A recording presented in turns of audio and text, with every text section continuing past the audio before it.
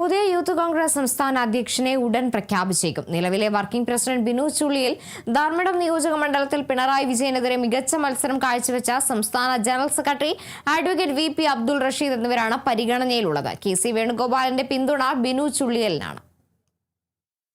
കേരളത്തിന്റെ പുതിയ കായിക യുവജനക്ഷേമ വകുപ്പ് മന്ത്രിയായി തെരഞ്ഞെടുക്കപ്പെട്ടതോടെ ഒ.ജെ. ജനീഷ് യൂത്ത് കോൺഗ്രസ് സംസ്ഥാന അധ്യക്ഷ പദം ഒഴിയാൻ താൽപര്യം പ്രകടിപ്പിച്ചിരുന്നു.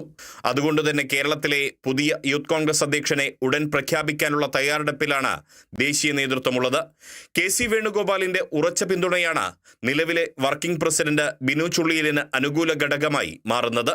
ഒ.ജെ. ജനീഷിനും അബിൻ വർക്കിക്കുമൊപ്പം നേരത്തെ യൂത്ത് കോൺഗ്രസ് സംസ്ഥാന പ്രസിഡന്റ് പദത്തിലേക്ക് ബിനു ചുള്ളിയലിന്റെ പേരും പരിഗണിക്കപ്പെട്ടിരുന്നു. അതേസമയം ഇക്കഴിഞ്ഞ നിയമസഭാ തെരഞ്ഞെടുപ്പിൽ മുൻ മുഖ്യമന്ത്രി പിണറായി വിജയനെ അദ്ദേഹത്തിന്റെ തട്ടകമായ ധർമ്മടത്ത് 6 റൗണ്ടിൽ വിറപ്പിച്ച നിലവിലെ സംസ്ഥാന general secretary advocate V P. Abdul റഷീദിനെ പുതിയ അധ്യക്ഷനായി പരിഗണിക്കണമെന്ന ആവശ്യവും കോൺഗ്രസിനകത്ത് ശക്തമാണ്. കേരളത്തിലെ ഏറ്റവും പ്രായം കുറഞ്ഞ കെ.പി.സി.സി അംഗം കൂടിയാണ് വി.പി. അബ്ദുൾ റഷീദ്.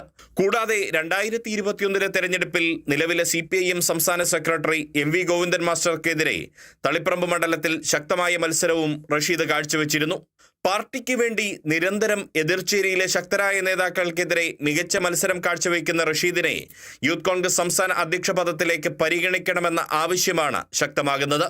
അതേസമയം മുഖ്യമന്ത്രി പദത്തിലേക്ക് പരിഗണിക്കപ്പെടാതിരുന്ന AICC സംഘടനാ ചുമതലയുള്ള ജനറൽ സെക്രട്ടറി കെ.സി. വേണുഗോപാലിന്റെ നിലപാട് ഇക്കാര്യത്തിൽ നിർണായകമാകും. മുഖ്യമന്ത്രി ചർച്ചകൾക്കിടെ കെ.സി. വേണുഗോപാലിനെ പിന്തുണച്ച് ബിനു ചുള്ളിയിൽ പരസ്യമായി രംഗത്ത് വന്നിരുന്നു. കൂടാതെ കേരളത്തിലെ കോൺഗ്രസ് നേതാക്കളിൽ മിക്കവരും ഇപ്പോൾ കെ.സി. അനുകൂലികളാണ് എന്നതും ബിനുവിന് പ്രതീക്ഷ നൽകുന്ന ഘടകമാണ്. ഗ്രൂപ്പ് താൽപര്യങ്ങൾക്കപ്പുറം പ്രവർത്തകരുടെ വികാരം പരിഗണിച്ചാൽ റഷീദ് അധ്യക്ഷ പദത്തിലേക്ക് വരുമെന്നാണ് അനുകൂലിക്കുന്നവർ കരുതുന്നത്. നിലവിൽ MLA-മാരായി തെരഞ്ഞെടുക്കപ്പെട്ട KM അഭിജിത്തിനും അബിൻ വർക്കിക്കും പകരം പുതിയ ഭാരവാഹികളെ നിയമിക്കാനും സാധ്യതയുണ്ട്. Riyas KMR, Kerala vision news, Kozhikode.